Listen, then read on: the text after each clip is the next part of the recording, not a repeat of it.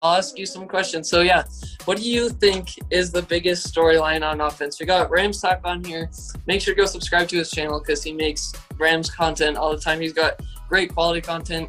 But what do you think is the biggest storyline on this Rams offense going into 2021?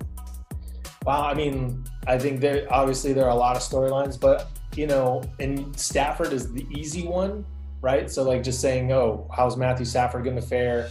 What's that going to be like?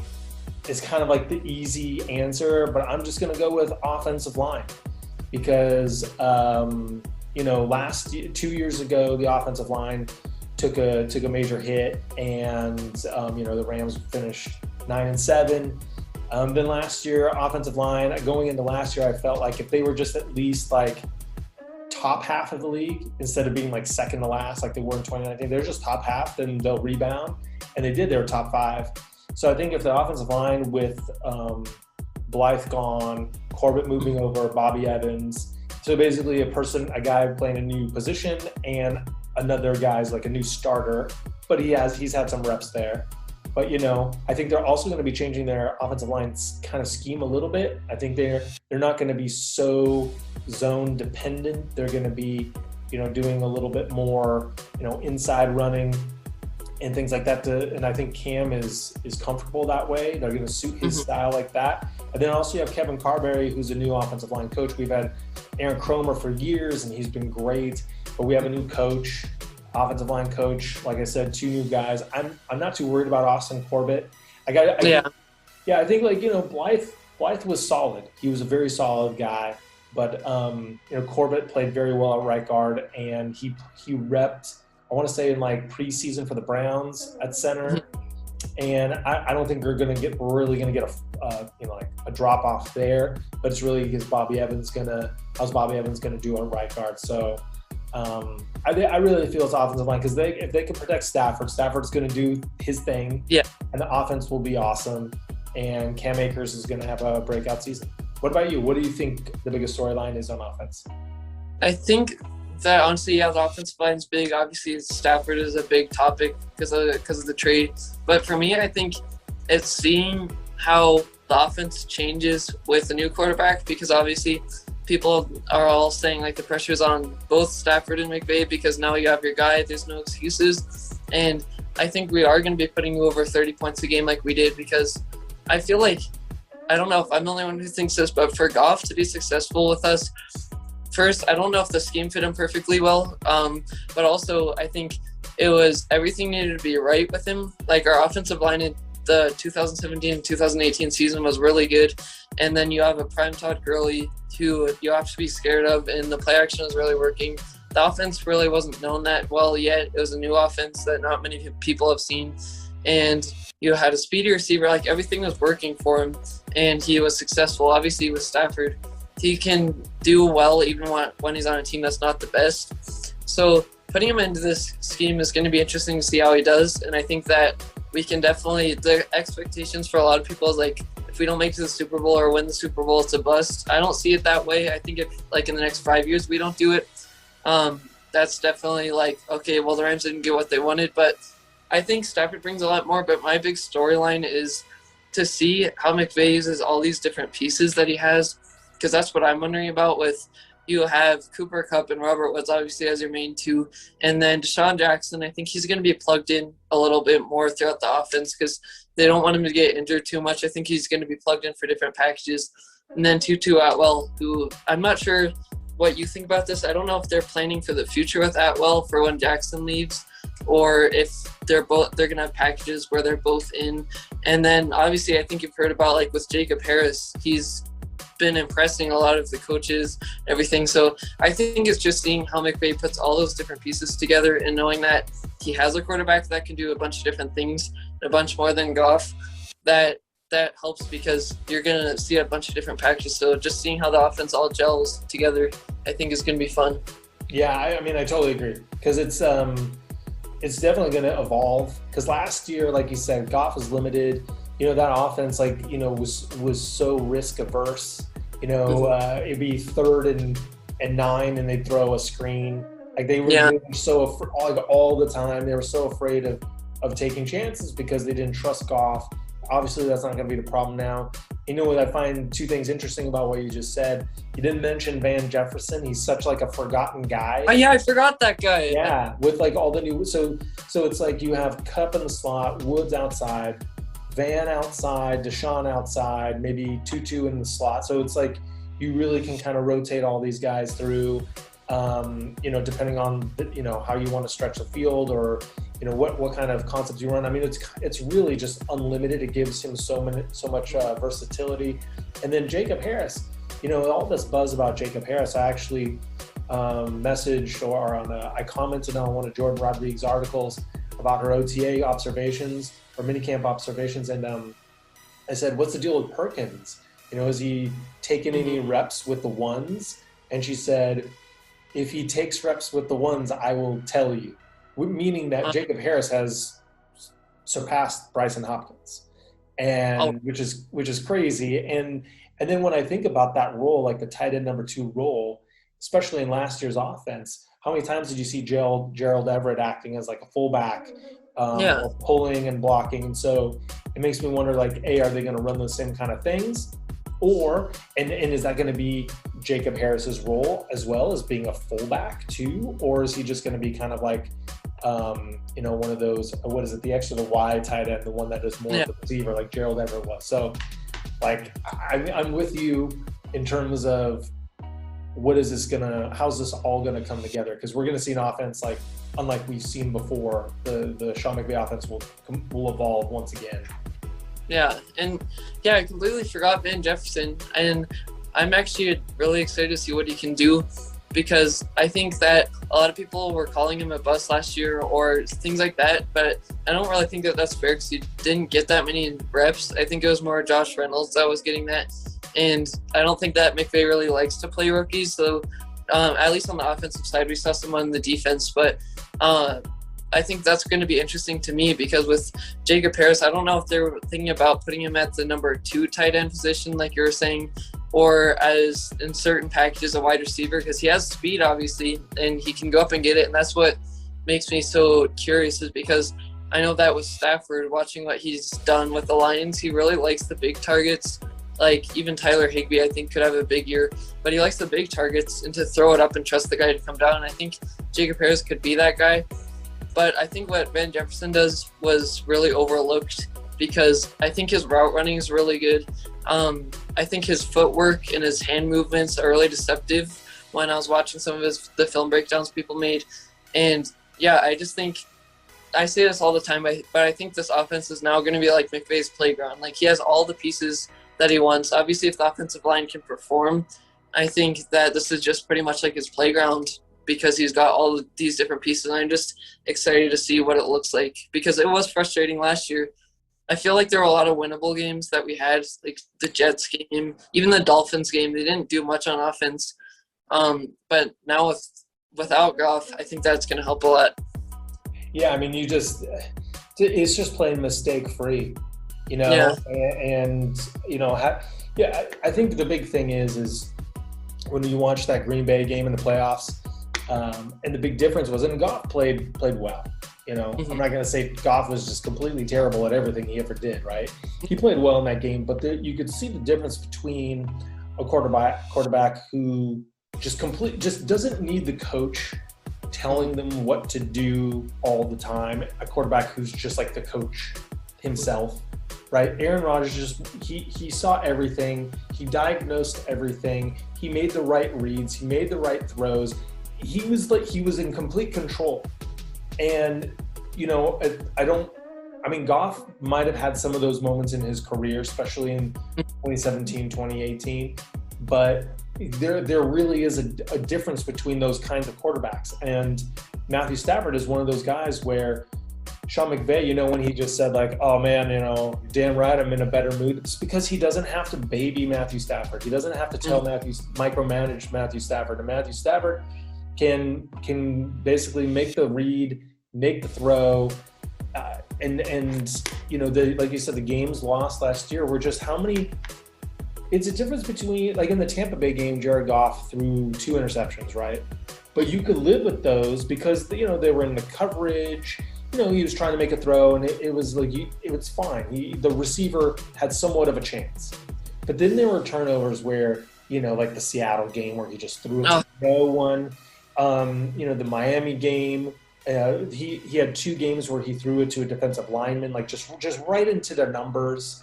The game against 49ers, the first one at SoFi where he threw it right to Richard Sherman. It's like there are turnovers that he had, even against San Francisco where he just fumbled it when he tried to scramble. And it's just like sometimes it's just like, are you aware of where you are on the field and what's going on kind of turnovers? And Matthew Stafford's not going to have those. Like, yeah, he'll throw interceptions and he'll have a couple fumbles, but, he's not, like, spaced out. Yeah. That's the big thing. Like, he's in it. He's, like, woven into it. So, that's going to be exciting. Yeah, I think with Goff, I don't know if you remember the Jets game. Well, you remember the result, but there was one interception that I was going through what Goff was doing in that game, and there was one of them I was so confused with where that guy caught it with one hand. Robert Woods was like, he was running a slant towards the sideline, and then Goff was not even under that much pressure. He threw it. It was behind him like 4 yards, and the guy was able to pick it with his right hand when Robert Woods was on his left, running the other way. And I think some of those accuracy things, I don't know what happened, if it was confidence. Like, I feel like Jared Goff lost a lot of his confidence after that Super Bowl, and just kind of what was going on with offensive line in 2019. And it felt like the accuracy was off, but like that Seattle one comes to mind where he completely overthrew the guy, and it was a pretty short throw, but it just went to no one really.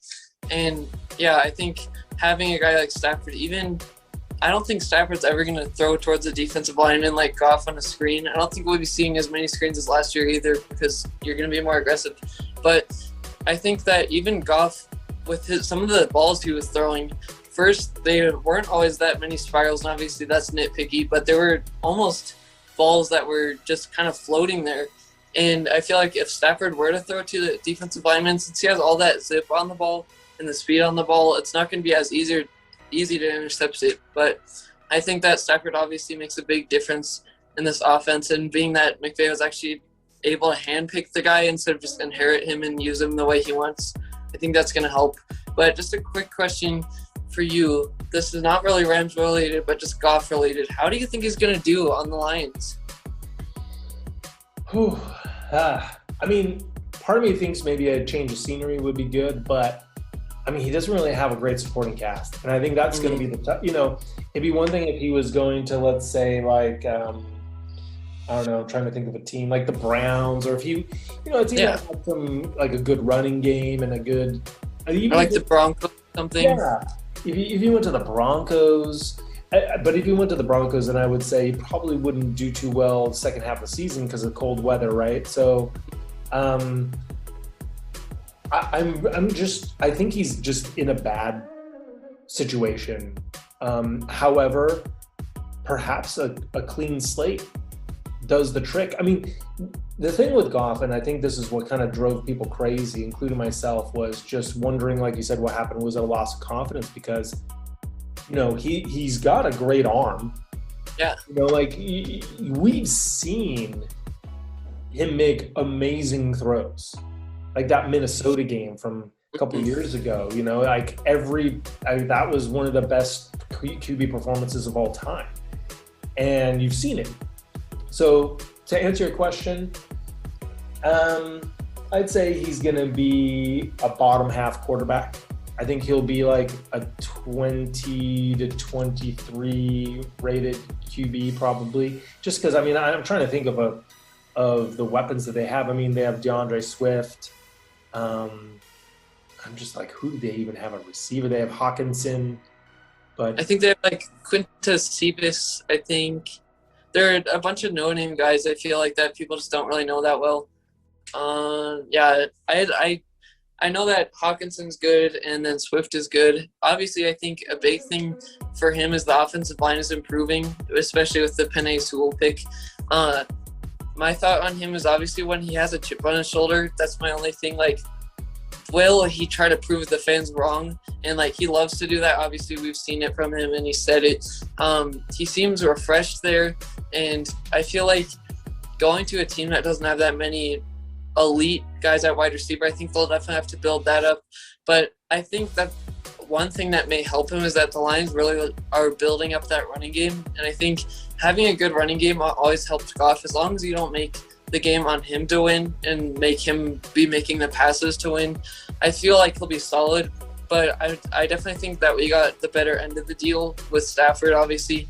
But what I say to people all the time is I say that with Goff, again, everything needed to be perfect for him on our offense. I'm not sure, looking back on it now, if this is the offense that really fit him. I think an offense that fits him is almost like what the Lions are building.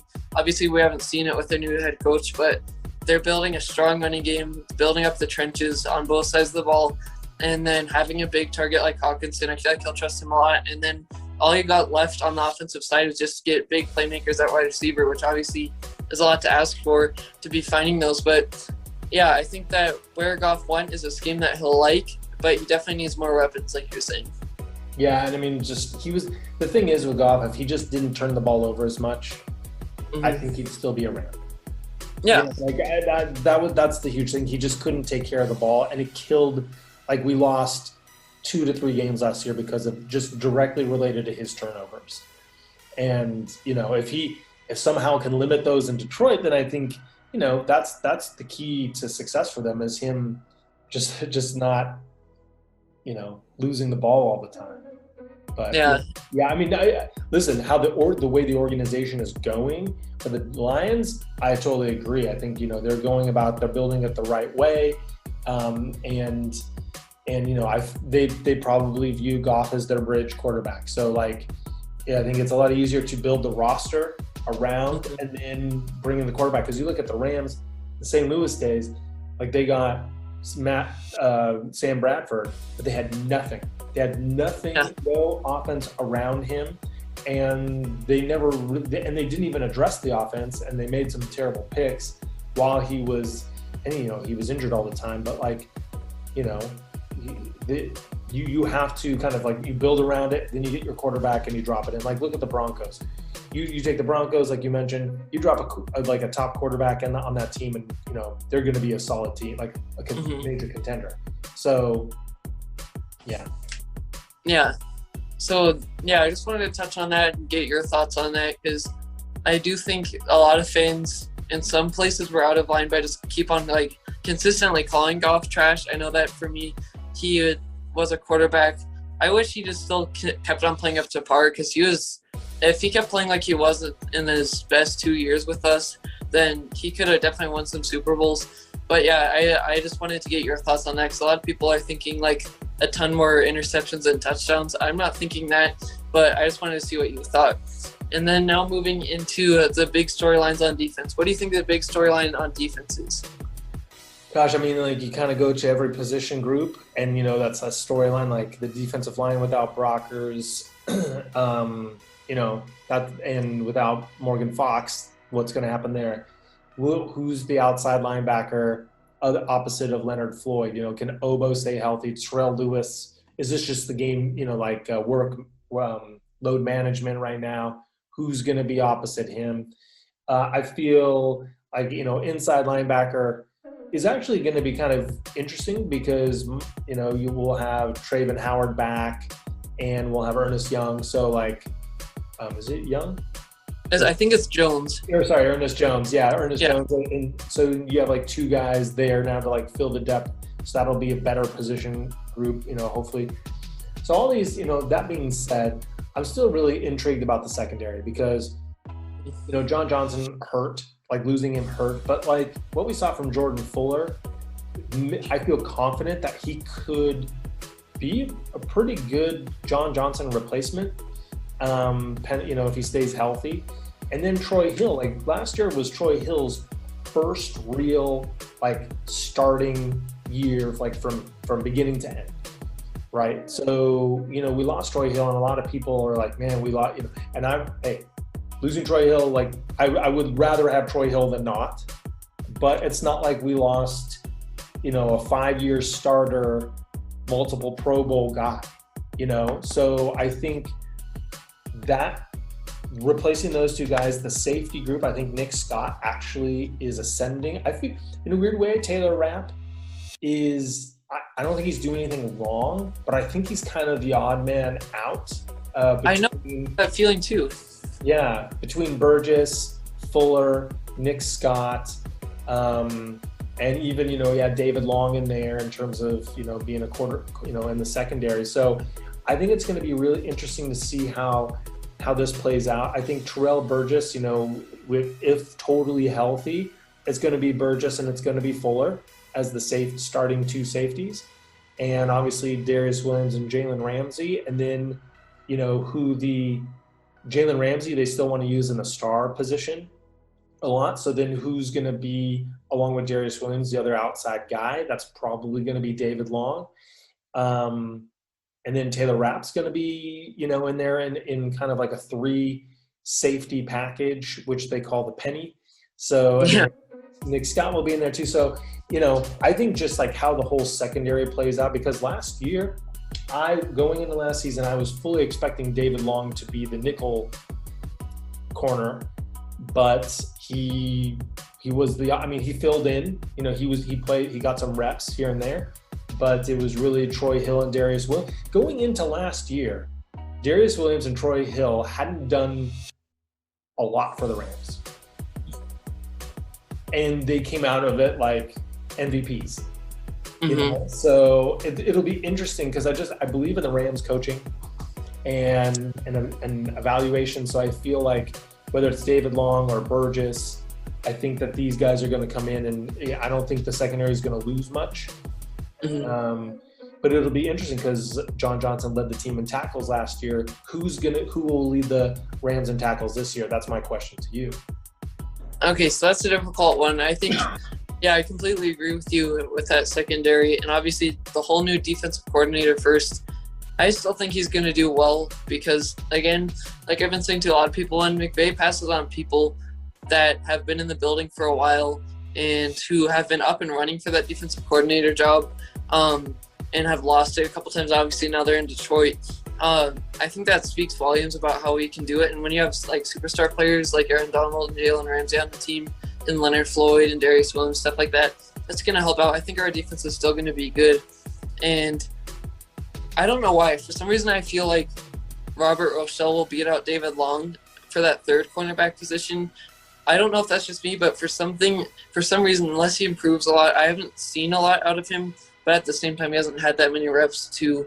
But as far as who gets leading tackles, I would say either Terrell Burgess, because I feel like his reaction skills are really, like, they're a top talent reaction skills on the Rams team. And I could also see, if he ends up getting the start, a guy like Ernest Jones getting it, because when you look at him and the way that the Rams drafted him, obviously Raheem Morris likes those guys who are bigger and more stout and have like the longer reach, and that's what they got with Ernest Jones. He's a big stature guy with longer arms who can get around. He lays the hits too. That's what I noticed a lot about him. He loves to lay the big hits, which obviously that adds a lot of value to the team when you have a guy like that. And I think having Ramsey and him there will help. But I think Ernest Jones or Terrell Burgess, because Burgess, I think before he went down, I was noticing a lot of plays, even if he didn't get there, when he was across the field and he was able to sprint up and get there. And I just think those are my top candidates, because Ernest Jones, obviously, I think that Micah Kaiser, when he was in, he was a great guy at getting those tackles. I noticed a lot of the times he was getting the tackles, but then he went down. I think if Ernest Jones wins out at that spot and they place him there eventually, I think that those are like my top guys. Yeah. I mean, I'm very interested now that like we're talking about the inside linebackers. Like, they've been such a forgotten group and, deprioritized by the Rams. And so, you think of, who's starting at inside linebacker, right? So is it Ernest Jones and Traven Howard? Because then you also have Micah Kaiser, you have Kenny Young, and you have Troy Reeder in the mix, plus like whoever from last year's practice squad that could come up. But I mean, if you're going Howard, maybe he's more of like the Corey Littleton of the to, like more of your, covering the running back out of the backfield, line, kind of getting the coverage, because last year our inside linebackers were pretty terrible in coverage. That would be well though. Pardon? It was kind of masked well. Exactly. I mean, and that's the thing. And I think that's where the Rams are like, hey, we can get by, but like now that you have two guys, like Travon Howard, who was projected to start last year, but got injured before the season, and then you bring in your second or third round pick, Ernest Jones. So I think maybe Travon Howard and Ernest Jones. Maybe it takes Ernest Jones. These are things that like develop through the season. So like you said, Rochelle, you could see him be, starting, being the outside cornerback. But I think he's probably like halfway through the season, kind of moving that, because coming from like D2, D3 to NFL. I mean, that's a huge learning curve and jump. Yeah, so I think like some of these guys need to get their feet wet a little bit first, because playing rookies and all, right? But yeah. But I mean, I look at Rochelle, look at Jacob Harris, and these are guys that will be making an immediate impact on special teams. And even if the special teams unit is 15th in all of football, that's a pretty big upgrade over last year, and might make the difference in like a game. So, but gosh, what are we, like 2 months away? So it's way too early, but I mean, it's just going to be interesting to see how the chips fall, and even the outside linebacker, can Obo, okay, how many games over under? I'm going to set it at 10. How many over under 10 games played for Terrell Lewis this year? I say under. Okay. Yeah. It's hard to tell, because I feel like it's so annoying, because I feel like he has so much talent and so much potential. And when you see the plays he makes, it really excites you. But then obviously those injury concerns, I feel like they like to use him, like just putting him in every now and then and not using him too much. He could play a full season where they're substituting him in and out, because that might be the best way to do it. But it's just kind of weird. There's kind of a question mark with him on how many games he'll miss. What do you think, though? Yeah, I think, I actually think he might just be like at 10, because I have a feeling, he hasn't really participated yet in the OTAs, the minicamp. And I think they're just like, it's like Kawhi Leonard, like we're not gonna ask you to do like put any additional wear and tear on that knee and just save all the bullets for like the real stuff. So they're probably just like, hey man, just wait till training camp opens. We'll ease you in there.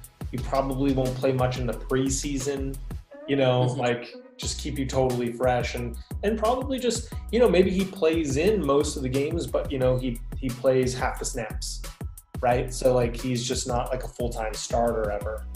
But, Obo, I really liked every time it seemed like Obo was coming on, he would get injured. So I know. Yeah, I'm really hopeful that Obo can give us a full season, because I think he can have, 6 or so sacks, I think.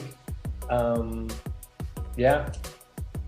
What do you project for Leonard Floyd's sack total? Because didn't you have like 11 or something like that, like 11 and a half, I think, last year?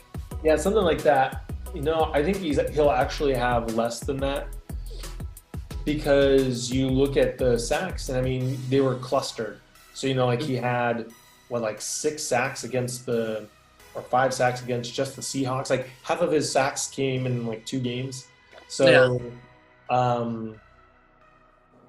I don't think he is as much of a real like pass rusher as he's more of like a complete player. So if he has like 8 to 10 sacks, I'm happy with that, because he's doing a good job setting the edge and containing the run. So but who knows like how Raheem Morris can scheme it. Who knows if other pressure's coming, like if aside from Aaron Donald, because last year you had Brockers in there, you had Morgan Fox. So yeah, it's I think he'll have probably 8 to 10. What about you? Yeah, I'd probably peg him around the same too. I feel like obviously whenever you have a guy like Donald on there, that always helps you out, and being on the edge helps. I think what I really like about Leonard Floyd isn't just the sacks and the pass rush, but I think he's better than Dante Fowler, because I feel like Fowler was more of just a pass rush guy. That was his only a trait. But I really like how first he can kind of track down the quarterbacks a little bit better when they're moving around, but also he's really complete in that run game and stopping that. That's probably one of my favorite traits about him, and is like, yeah, I think the sacks are a glamorous stat, and that's what a lot of people look at first. But I think what he does in the run game, and even I know that one game, I think it was in the divisional round against the Packers when Rodgers faked him out, he jumped and then Rodgers went into the end zone. That was like the only play I remember doing that. But I think him tracking down like guys like Wilson and chasing him around, not falling for the pump fakes all the time, I think the Packers game was the only time he did that I can recall. But yeah, I'd probably peg him around the same, like 10 or so. It's going to be interesting. I think Sebastian Joseph Day can step up a lot this year. I think he's ready now. Obviously, I think the biggest thing that we lost in Brockers and Johnson was just the leadership in what Brockers brought. So when we get a guy in there who's able to fill in that role well in the defense, I think that helps. But yeah, I'd probably put Leonard Floyd around the same. Yeah, and you mentioned losing Brockers, which is crazy because, like, I love Brockers. You know, he's a great leader. You know, he produced pretty well. But, you know, like last year, he wasn't even supposed to be on the Rams. You know, he signed with Baltimore, so the Rams signed Ashawn. Then he comes back, and I think a lot of people are like, why are we signing Michael Brockers if we just got signed Ashawn Robinson? And it worked out because Ashawn didn't play like the first 8 or 9 games. So this is going to be Ashawn, you know, also from the get-go, starting. And, you know, he's dropped like 20 pounds. He's playing more like around 300 instead of 320. And he's a guy that when he was in Detroit, they lined him up all over the line. So he played in, you know, in the middle, on the outside, in the 3 and the 5, and he was very versatile. And now he's going to be even slimmer, I think more quick. So, you know, he could, I think Ashawn, aside from just being like a run stuffing guy, which is kind of what he's been billed as, I think he can actually, you know, create some havoc and get some push in there too. So, I mean, I think it's just cool. Like every season, you know, you're losing guys, and it's just kind of like, well, you know, I mean, I just remember last year, everything I was saying before the season, I was like, man, just so many question marks. Like, who's this Brandon Staley guy? You know, who's our second? What's the deal with our cornerbacks outside of Jalen Ramsey? Inside linebacker, we lost Traven Howard. What are we gonna do? So, it's always interesting to see how these things play out, because, you know, like a lot of guys for the Rams right now are guys that have been in the system for like 3+ years, but are just like really starting to play. And, you know, you look at the offensive line, like David Edwards and Bobby Evans, those guys now, this is their 3rd year, and 3rd year is usually like the time to shine, like where you really like figure it out as an offensive lineman. So, you know, like what if Bobby Evans and David Edwards just really like lock it down? You know, you're always optimistic about these things. Yeah, that's the cool thing. I feel like there are a lot of questions going into last year, like you're mentioning. There's a lot of those things that I feel like people do a lot, where if there's guys you don't really know the name of, or they aren't household names, and then you automatically think they're going to do bad. Like, I remember when we lost Corey Littleton, everybody was freaking out. And then when we had the guy like Darius Williams going in there at cornerback too, and a lot of people weren't sure what to expect out of him, and he shines. And that's what happens a lot. I feel like with the Rams, they draft guys and they progress guys while people aren't even watching. Like, they're doing that behind the scenes, and then when they shine, then everybody knows. And I think that's going to be the case this year.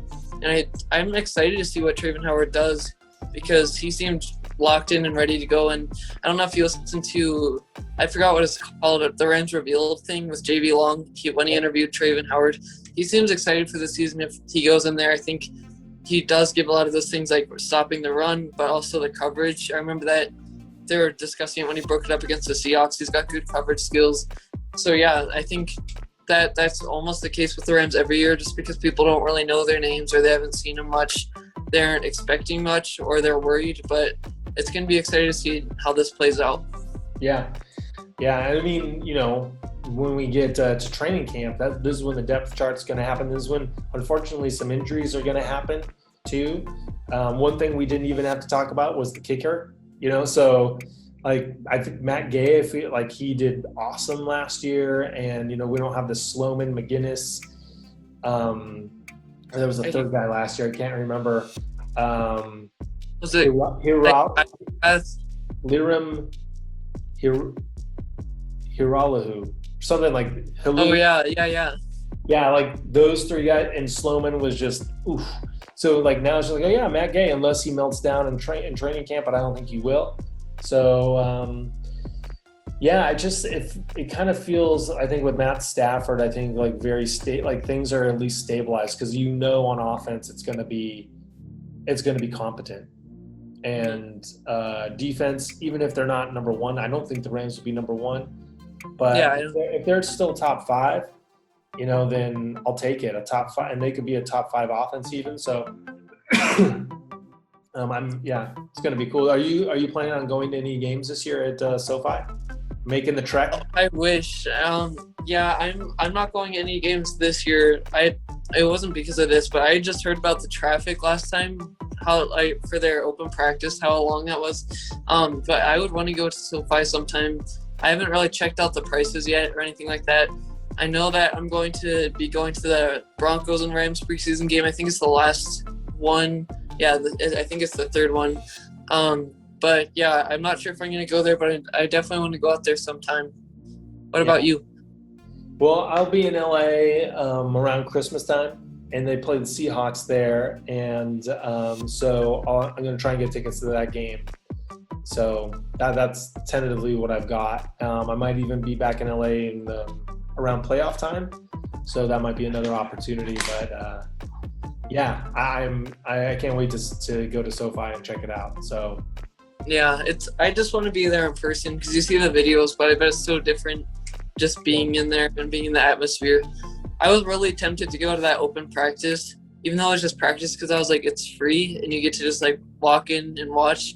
But yeah, it's crazy how much traffic there was, and I was like, I don't think I'm gonna buy a ticket to LA and then go there, because that's pretty much like the price of the game, or that's in the place of it. So I was just like, I'm gonna stay back. But yeah, I'm excited for the season for sure. Hey, but I'll tell you this, I drove from LA to Colorado Springs in one day. So I did a cross country with my sister to Milwaukee, and the first leg of it was starting in LA, and then Colorado Springs is where we ended it. So that was a long drive. Yeah. And then That's Omaha, crazy. and then Milwaukee. So just lots of Red Bull. Yeah. Yeah, so my last two questions for you, obviously, because I appreciate you coming on here and just talking about the Rams with me. My last two questions. First is, what are your division rankings in this tough NFC West? I'm going to go Rams, Seahawks, Niners, Cardinals. Rams, obviously. See, a lot of people dissing Seahawks, but I feel like Seattle, they made some decent moves, just worried about their secondary. I think they bolstered their pass rush, actually, which has been an Achilles heel for them. And they got Eskridge. And their offensive line is actually not bad. It's just Russell Wilson, he holds on to the ball too long. And that's why bad things happen to him. So I think the 49ers are going to fall off. I feel like either Garoppolo gets injured and Trey Lance comes in, and while he's mobile and exciting, he's just not ready for NFL. And I just don't think it's as simple as getting a couple guys back in there just like they were in the Super Bowl. Yeah. And then the Cardinals, just because Cliff Kingsbury and AJ Green. Because they have a team. Yeah, and AJ Green is just he's just a name anymore. Like, honestly, do you play fantasy football? No, but I know about it. Okay. It's just I'm trying to remember the last time AJ Green was even relevant in fantasy football. like 3 years ago, or something like yeah, that. yeah. So like, good luck with that. So yeah, those are my division rankings. Yours? Yeah, so it's kind of weird. It feels like it always changes every day for me. Like, other than the Rams, obviously, I still think they'll be number one because I feel like they're the most complete team, like, all around. When they have a really good offense, I still think their defense is going to be good, and the coaching staff says a lot, because I think one thing I always think about is if you put McVay on the Cardinals, they would be really good. It's just like the coaches that's bringing them down. I do feel like with the Seahawks, well, I'll first name out my rankings and I'll explain that, but I have the Rams, and then 49ers, and then Seahawks, and then Cardinals. But I feel like the Seahawks, I feel like Pete Carroll is almost overrated, because I think it's just Russell Wilson keeping that franchise together and keeping kind of his career together. That's just my opinion. But I had the 49ers at second just because of the depth and the talent that they got. I think that defense, if they stay healthy, obviously, I think that defense, it can be doing really good this year if they just stay healthy, obviously. But they lost their defensive coordinator like us, which I was really happy when I saw that. But yeah, they lost their defensive coordinator. Their offense, I feel like even if their quarterback isn't really the most up to par, like, he can win games, their running game is really solid. And I think we saw that a lot when they played the Rams, the outside run, the runs that they were doing, stuff like that. They have a running game that can support it as long as their offensive line can continue to protect like that. But yeah, they definitely, I still think that the 49ers are my least favorite team in the division, because they're just, I don't know. I don't know if it's just because they beat the Rams so much, but something about them just always bothered me. But they definitely earned my respect last year with what they did. And then the Seahawks I put at third because I don't see how they got like too much better as a team completely. And I feel like something the Rams are good at is, planning for the future, but also just drafting well overall so your team is all better. And I think with the Seahawks, they got better in some places, but I still have some questions about that team. And then with the fourth ranking, I definitely think it's the Cardinals, like you, because the coaching staff, they aren't impressive to me. But it's going to be interesting to see on the Seahawks how Shane Waldron does as their offensive coordinator there too. Yeah, I mean, I totally agree. I think that's a great point to mention, because, Brian Schottenheimer, I mean, Rams fans know, he was a OC for the Rams. So like, I think when you're looking at Seattle, you're like, how's their offense good at all with Brian Schottenheimer back there? So I think Shane Waldron could bring a different dynamic to that offense that they've been lacking. I think really for me with the opponents in the NFC West, what it comes down to is their secondaries, right? Because San Francisco, they have Jason Verrett, but like that guy has been healthy for 1 year and it was last year. And I don't really think he has a full 17 game season ahead of him.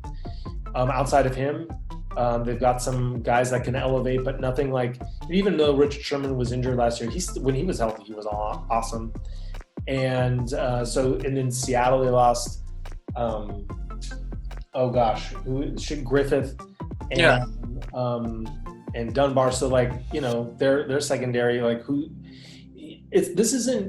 so last year when we played a team and I'd think about who's their slot guy is terrible in coverage. Okay, Cooper Kupp's going to burn him. But then we had Jared Goff, right? So Jared Goff was not taking advantage of all these matchups in the Rams' favor. But now we have Matthew Stafford throwing the ball with like 5 deep wide receivers, and other teams have to be equally deep in their secondary. And so I look at those teams, and I'm, that's really kind of where I lick my chops when I'm thinking about those matchups and kind of why I rank them where I rank them. Yeah, and I think that one thing is that Stafford, I think he can read a defense better than Goff, obviously. And I think what I didn't like about Goff too is about under pressure, what he did under pressure. Like, I was always worried when teams, they didn't respect him at all, because they would do the zero coverage or zero blitz or whatever it's called, because they didn't respect him. And I think with Stafford, you have to respect that. But what's also scary is you have Akers and Henderson who can run it really well as well. So each one will feed off of each other in its own way. And I think Stafford is really good at okay, if he notices that the play isn't going to work that he's got called, he doesn't have to look to McVay to see what he has to do. He doesn't have to have McVay talking in his ear about what to do. He knows what to do. He can lead the offense really well. Obviously, I think some of the passes that he makes are just incredible. Like the places he fits it in and the confidence that he has. I say to a lot of people who are like, oh, he's too aggressive. I say, I'll take that all day, because last year our offense was nothing but not aggressive, I guess. It was very simple and just easy dump offs, but it's going to be an interesting scene. I think that receiver core that you're talking about, that's a good point, because you have to have the guys to cover, and you don't really know which one you have to cover, put your number one corner on, because they're all good in their own ways. And so that's definitely interesting too. Yeah, I think, and I read somewhere that the Rams basically last year, Kupp and Woods had averaged more yards of separation than Kenny Golladay and the receivers for Detroit. So basically, Matthew Stafford will be throwing to guys that are more open than the guys in Detroit were.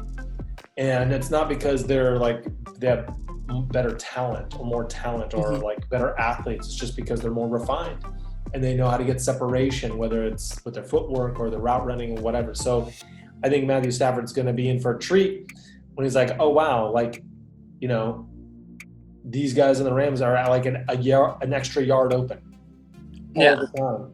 So they all feed off of each other. And yeah, I think that the argument, I made a video comparing Goff and Stafford on my channel, and there were some Lions fans that followed him over. Like, I'm a Rams fan now because Stafford's here. I think that's really cool to see, like, and that tells you a lot about the player if you would have a fan who follows them all the way over and wants them to win.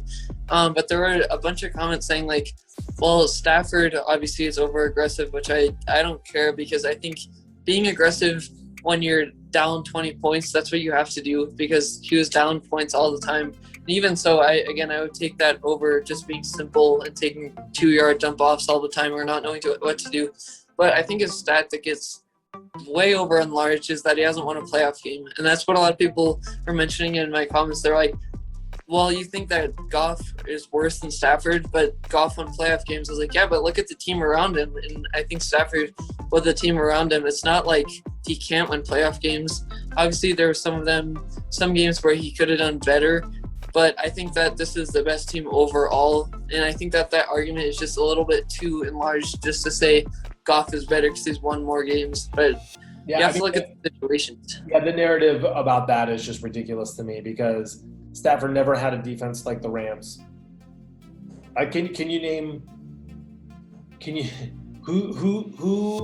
How many Lion Pro Bowlers on defense have there been since Stafford's been there? I don't even know. Exactly, right? And how many 100-yard rushing games have there been since Stafford is there? Like 10 or 11? He's had less than one 100-yard rushing game per season in the NFL for him, right? So, like, he's had no running game, no defense. I mean, some Lion fans might see this and be like, well, you know, we had a good defense this one year, and I'm sure, but, like, not like the Rams. He never had Jalen Ramsey and Aaron Donald. Like, you know what I mean? So, yeah, so he doesn't have to be super aggressive. He can hand the ball off more. The passing game will open up because, you know, they have to respect the deep threat, because the run, the whole, like when Todd Gurley was there, they had to and the offensive line was great. The defense had to respect everything. And that was what made it so good. And whereas with the Lions, the opposing defense just had to guard the passing game. And they didn't even have Kenny Golladay for like half the year last year. Yeah, and yeah, I actually looked that stat up. I looked up and did some research on when was last time they had a 1,000-yard rusher, and that was 2013, which was obviously 8 years ago when they had a 1,000-yard rusher. So I just think that that's going to help out a lot. And again, a lot of the arguments I hear Lions fans making, or just any fan in general, I think it's just because he was on the Lions, and a lot of times people think he's bad because the Lions had bad records, everything like that. But my last question for you is, do you think that this is the year that the Rams go to a Super Bowl, or do you think it could be more of 2 years from now where Stafford's been in the playbook for a while? Because what do you think? I think it could be this year and next year. So they have the talent. They definitely 100% have the talent. Like, you need the quarterback really to push you over the top. But I mean, I feel like, granted, the NFC West is brutal. So let's just say every team stays healthy. Like, no one gets injured, right? Then I like the Rams. I like the Rams because I feel like Green Bay, who knows what's going to be going on with Green Bay with Aaron Rodgers. I mean, I expect he'll play, but I think the Rams will have that solved a little bit, especially with Matthew Stafford there. Tampa Bay, Green Bay, Seattle, San Francisco.